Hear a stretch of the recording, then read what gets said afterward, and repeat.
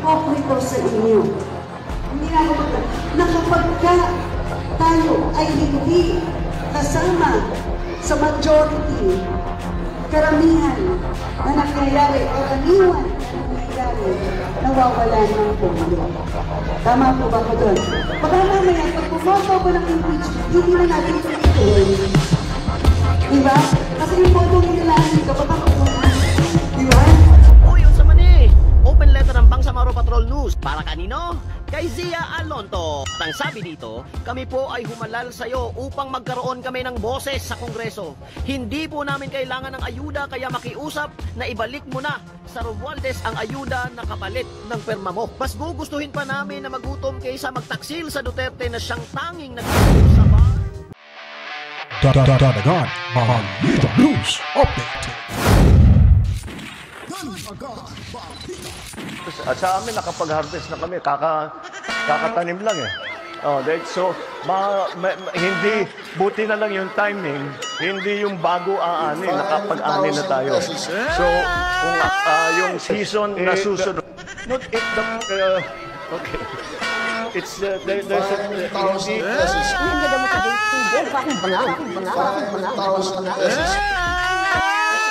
milyonaryo, sama-sama tayo, babago para maging milyonaryo.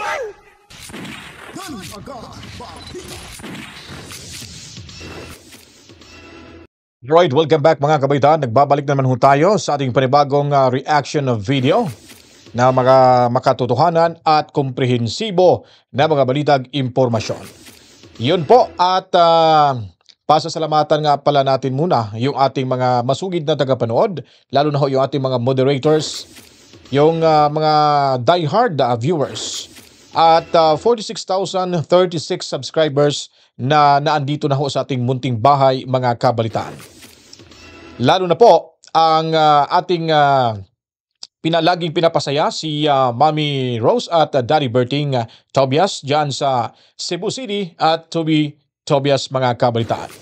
Maraming salamat ho sa inyo at huwag niyo pong i-skip yung ads na inyong mapapanood dahil malaking tulong ho yan sa inyong lingkod mga kabalitaan. Sa hindi pa po nakapag-subscribe, subscribe na ho kayo para ho tayong lahat laging updated sa mga kaganapan sa ating lipunan. Pinutin ang notification bell at i-share kung maaari at dagdagan, damihan niyo pa ang likes ng ating video ito kabalitaan. Dahil po ang ating pag-usapan ngayon ay patungkol na naman ho nitong permahan ng impeachment laban kay Inday Sara Duterte.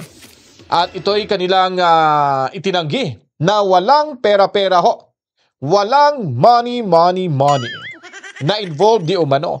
Ay yung iba nga, may kumanta na siya ay nakaperma dahil nga po natatakot siya na baka mawala ng budget yung kanyang distrito.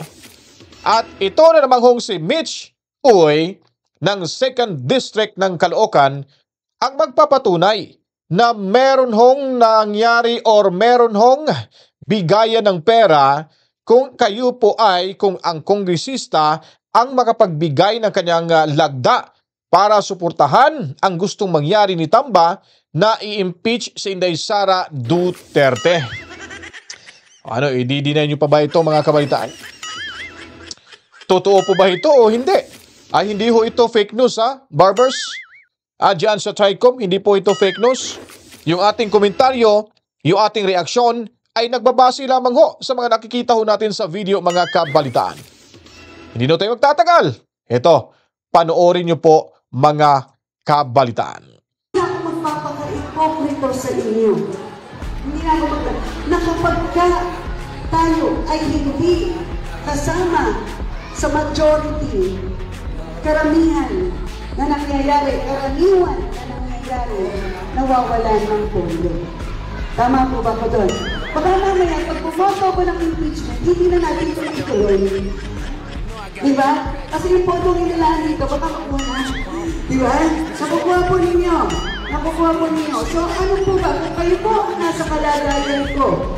Kasi nga, desisyonan ko to, o hindi ko ito desisyonan, may masasabi at masasabi yung kalaban. Tama po ba ko? So ano mas iisipin ko? Ako na lang ang sasalo lahat ng mga pambayan na. Diba?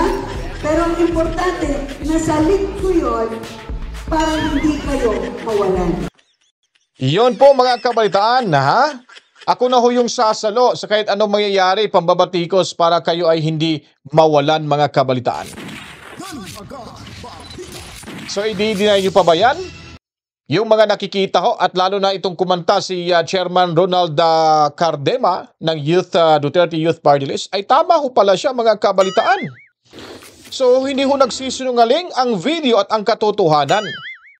So, ano pa bang laban nyo yan? Pwede ho itong gamitin sa korte. Itong mga sinasabi ho ni Mitch Oy ay siya po yung pumirma ho siya dahil nga po sa pera. Lilinawin ko po. Siya mismong nagsabi na pumirma ho siya sa impeachment laban kay Sara Duterte dahil po sa pera mga kabalitaan. Si Mitch Calahon Uy ng Caloocan 2nd District mga kabalitaan. So do you think yung pera kanyang matatanggap ay maibibigay sa inyo lahat na mga nangangailangan? Wala bang kickbacks ho dyan mga kabalitaan? Nakakahiya ho. Napakabalimbing po itong congresswoman na ito. Kayo dyan sa Caloocan, tingnan nyo po Mitch Oy. Balimbing po ito mga kabalitaan. Huwag nyo pong iboto ngayong darating halalan. Kawawa ho kayo, pwede ho kayong ibenta nila. Ito'y front lamang, gagamitin lamang kayo. Kayo'y gagamitin bilang rason para ho siya makatanggap ng pera dyan sa mayabang kapulungan. Pero hindi lahat mapupunta ho sa inyo mga kabalitaan. Dahil hindi natin alam kung kalahati ba o 1/4 o 1/3 ay mapapasa kanya. Imposible ho. Kung ikaw ay may prinsipyo na hindi mababayaran ng pera ang iyong prinsipyo, ay hindi mo yan gagawin. Lalo na pagkaibigan mo yung vice presidente. Siyempre, pera na, baka maging bato pa. At dito naman ho tayo sa kabila mga kabaitaan, si Pimentel ay parang rumisbako dito kay Bungit. Bago ho namin gagawin itong impeachment trial Inday Sara Duterte. Well, of course, kailangan nyo rin pong bigyan ng aksyon yung Kamara. May mga nabibinbin pang batas dyan, Bungit. Katukin nyo naman yan dyan ng Kamara bago ho kami dito. Rumisbak mga kabaitaan, parang sa bagay, parang ayaw naman talaga ni Bungit na suportahan yung impeachment. Pero dito natin malalaman kung pati si Bungit ba ay didiktahan pa ba itong Senado mga kabaitaan. Bungit, ayusin mo yung Kamara.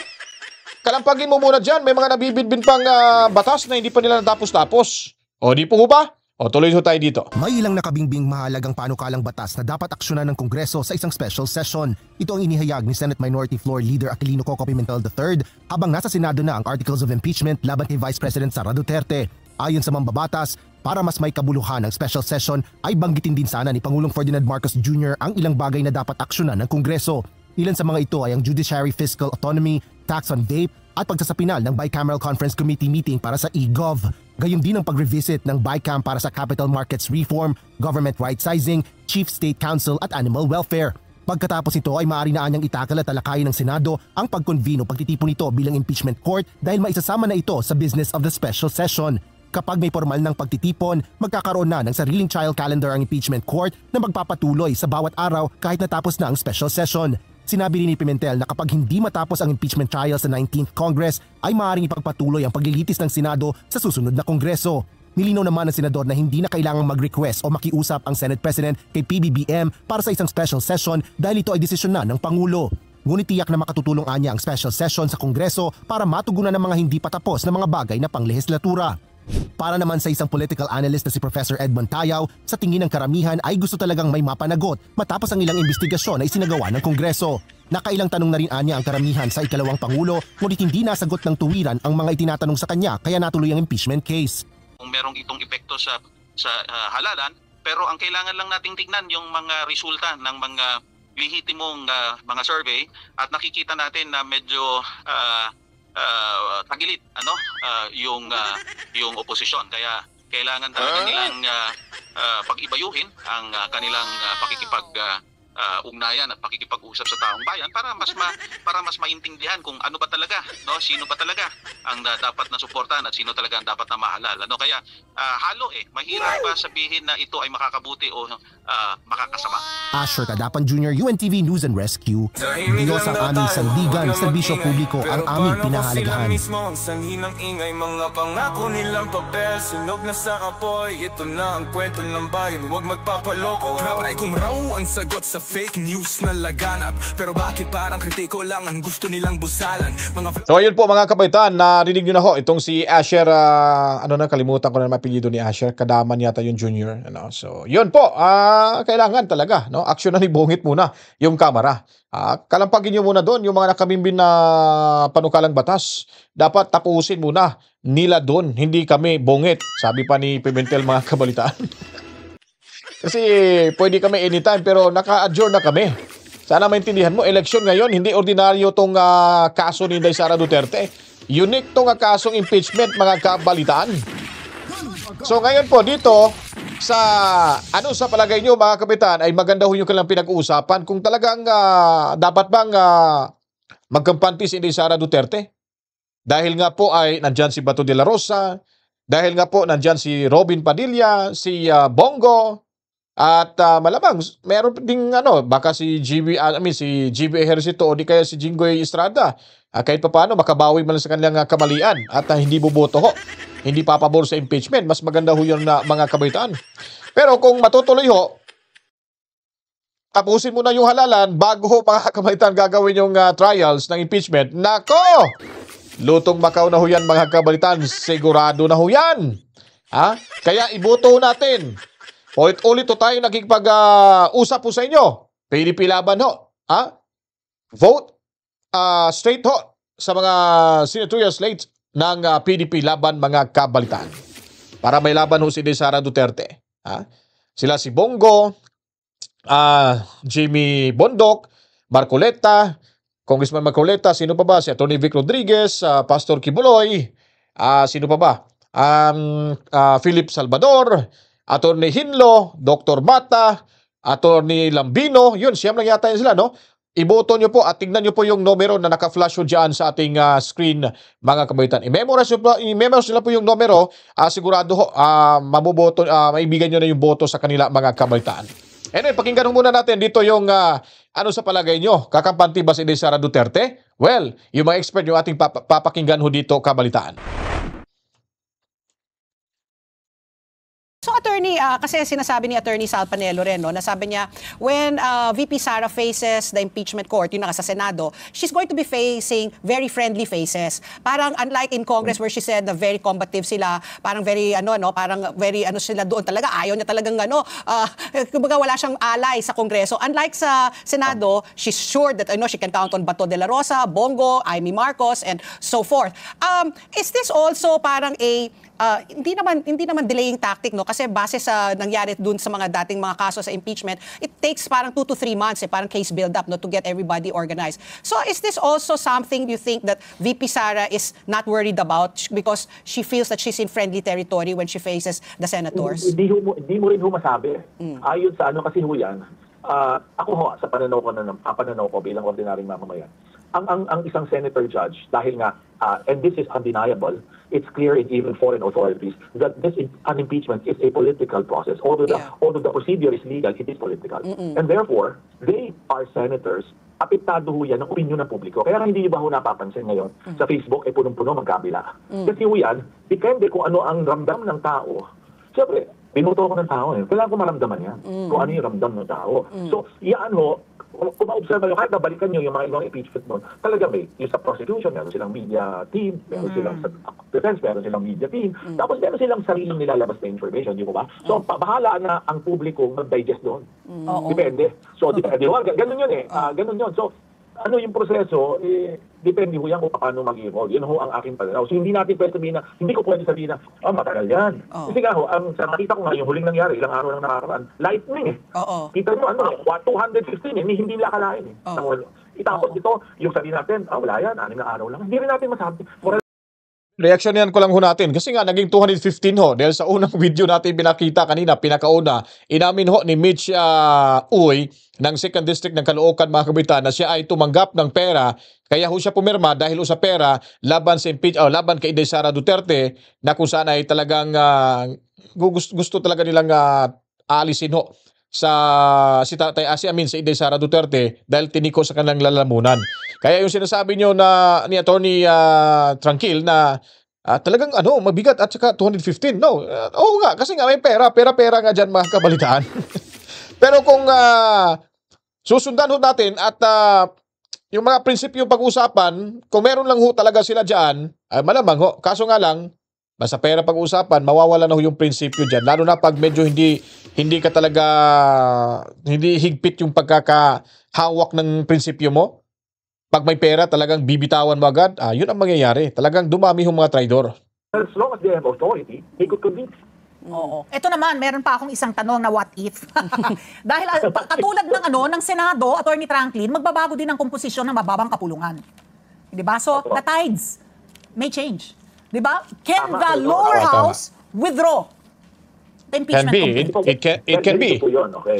Yung articles of impeachment Ganito po yun. sa boto ng mahigit 1/3, meaning 215, ay na-file na ho yung articles of impeachment na yan. Okay? Yung complaint na yun, which is the articles of impeachment, ipinal na po yan sa Senado. Nasa Senado na yan. Ngayon, yung sinasabi ninyo na paring merong matalo, merong mabago, merong ganyan, yan ho, mangyayari later. Hindi naman ho tatawid sa aking pananaw, again, this is a legal question, is pwede bang tumawid ang isang impeachment complaint sa susunod na Kongreso?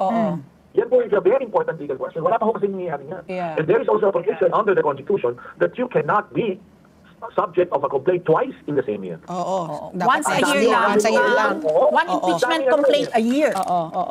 Tama ho yan. So, kung yung sigurado ho yan, yung magkabilang team yan, prosecution, saka yung depensa ngayon, na binubuo nila. Malamang yan talagang inaaral nila yung mga anggulo na yan. So gusto ko himayin yun, Attorney Tranquil, yung factor na yon that the Constitution says that only one impeachment complaint can be filed in a year. And it becomes a legal question, yung sinasabi mga, kung tatawid into the 20th Congress. You're saying na kapag rinefile, hindi na pwede, ano yung parang dalawa na in a year? Para ka ng dalawa eh. Para ka ng dalawa eh. Siyempre may mag-a-argue yan, ganito. Hindi, may final noong December eh. So pagdedebatihan pa yan. So, jurisprudence kasi nagsasabi na yung proseso mabubuo ng filing kapag naisampa na sa Senado. Ito naisampa na ngayong taon 2025. Kaya nga ho yan, it's something na hindi categorically masagot ngayon. Hindi katulad kung walang eleksyon eh. Ito kung lahat ng pinag-uusapan natin, wala lahat ng what if na ito. Correct. Kung ito yung walang eleksyon, wala yung what if natin. Ayun, so klarong-klaro ho mga kabalitaan. Medyo naguguluhan din yung mga eksperto ho. Ay, salamat nga po pala ha. 46,041 subscribers. Salamat ho talaga sa inyong lahat. Parang naaamoy ko na mga kabalitaan. Talagang magkakatotoo yung hiling ho natin ni Lord na Lord, sana dadami pa yung subscribers ho natin. Salamat Lord. Parang ramdam ko na mga kapitan dahil medyo may ano ba ngayon? January, February, March, April, May. So 3 buwan pa lang mga kapitan. Meron pa tayong 3 buwan bago makumpleto ho. Pero yung tingin ho natin parang sana po, no, sa tulong niyo po magkakaroon tayo ng 50,000 subscribers bago yung halal. So yun po mga kapitan, at ito yung pinaka-main paksaw natin dahil itong si Adjong mga kapitan ang balimbing na kongresista diyan sa Marawi. Marawi ito, taga Marawi kasi ito mga kapitan. At nagigil ako dito sa taong to mga kabalitan. Alam niyo kung bakit? Yung kapatid kong Scout Ranger na matayo dyan sa kanilang lugar, na ilang araw na lang, linggo, bago makuha si Omar Maote at itong kasamahan ho nila. Nadali yung kapatid kong lalaki at at least nakatulong man na yung kapatid ko dyan sa kanilang lugar. Pero talagang pag nakikita ko tong buwisit na ano na to, ewan ko lang, no? Wala tayong magagawa. Gusto niya yan eh. At gusto niyang bumalitat at magpapapapel dahil maraming pera ho si Tamba. Kaya yung mukha nito mga kapitan ay talagang mukhang buhaya na rin.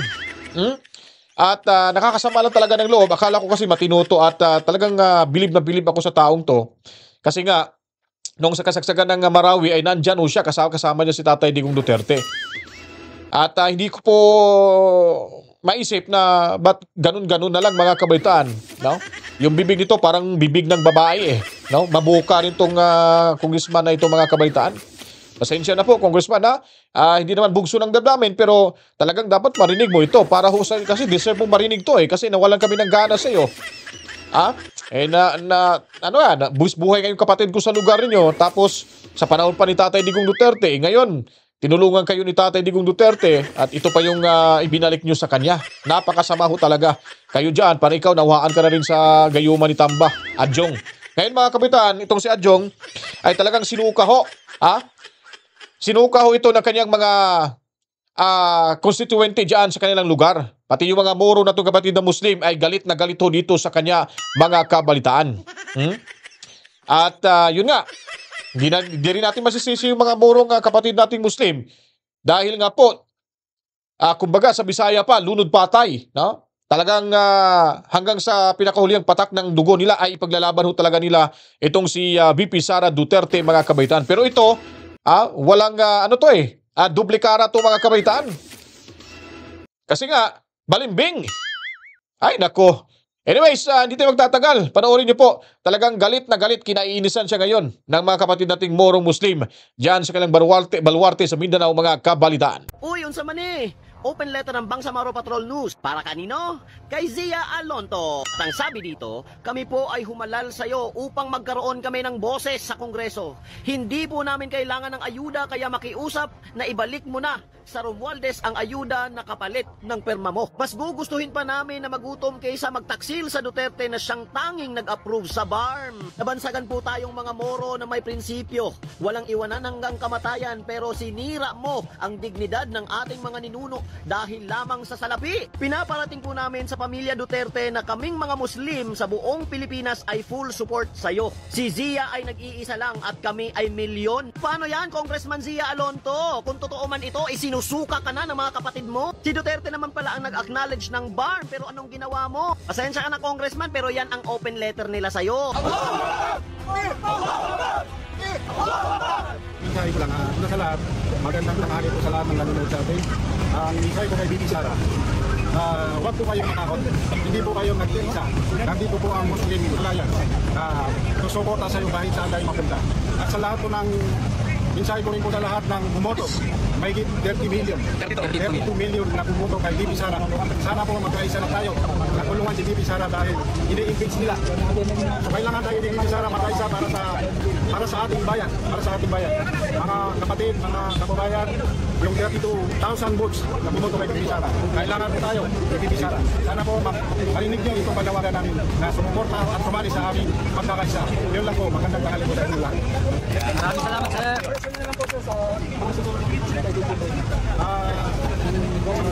Susulong ang impeachment kay VP Sara. Sana po magpakatuturo na kayo. Dahil alam niyo po sa inyong mga sarili, kaya hindi po impeachable ang ating Vice President. Bakit hindi nila lang atupagin ang problema ng bansa? Marami nang nakawan ngayon, kaliwakanan ang nakawan. Bilyon na ang nilanaran ng ating mga magdanakaw sa gobyerno. Yun lang ang i-impeach ninyo, huwag lang VP Sara. Sir, mensahe niya sa pamumuhay ng House of Representatives.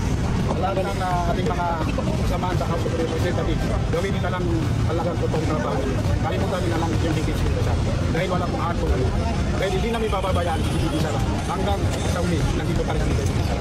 Mga Maranao, pag personal honor na ang usapan, hindi ka tatandanan yan. Hindi ka tatandanan. Personal honor yan. Iningatan ni Sara yan. Ng ano niya. Iba nga nung naging mayor yan. Ang ginawa niya, pinagtatanggal niya yung mga empleyado ng tatay niya sa city hall. Ayaw kasi niya may pakiusap. Tinanggal niya yung mga empleyado ng tatay niya dyan. Kaya hindi lahat ng tao gusto sa Sara, lalo yung mga pinagtatanggal. Kasi talagang nawalan sila ng emerald, no? Oo. Talaga yan. Nawalan ng gatas. Kung sabi nga ni Digong, kung si Digong daw, papadala ng regalo, di ba papadala ng regalo? Pag breeze. Digong, sabi, click mo yan. Ganyan daw si Digong. Pero si Sara daw, may sulat pa. May letter pa na according to the ganyan. Talaga. Yes. Hindi pinapalunok dun sa nagdikay. Ang pinaglalaban niya ngayon yung personal honor niya.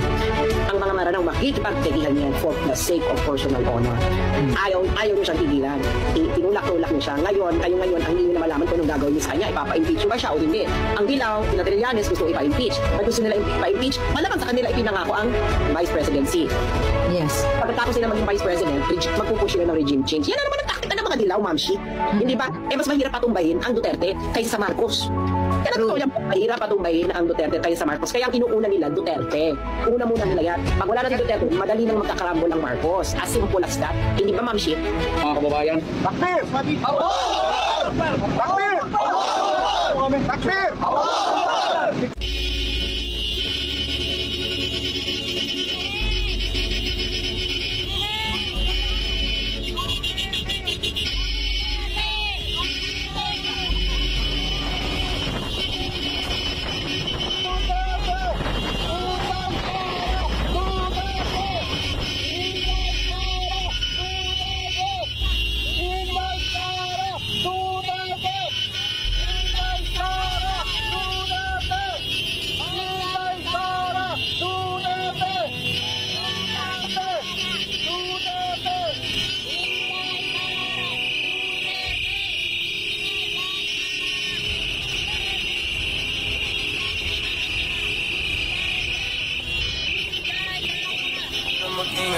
Pero paano kung sila mismo ang sanhi ng ingay? Mga pangako nilang papel, sunog na sa apoy. Ito na ang kwento ng bayan, huwag magpapaloko. Try kung raw ang sagot sa fake news na laganap. Pero bakit parang kritiko lang ang gusto nilang busalan? Mga vlogger at influencer tinuturo nilang salarin, pero sa mga galawan nila hindi tayo pwede manahimik na lang. O mga politiko na akala mo'y banal, puno ng korupsyon, kalawan ay by scam. Sila nga'y kapangyarihan, sila rin ang huwad. Huwag nila tayong takutin dahil ang bayan ay galit. Ayaw nilang mapuna, kunwaring totoo, pero nakalibing sa proyekto ang perang ninakaw sa tao. Kung fake news ang problema, laban tayo dyan. Pero sinong maghuhusga sa mga buwayang gahaman? Ay kung hindi nyo matitig kung mga aming bibig, ang bayan ay magsasalita, di papatinag.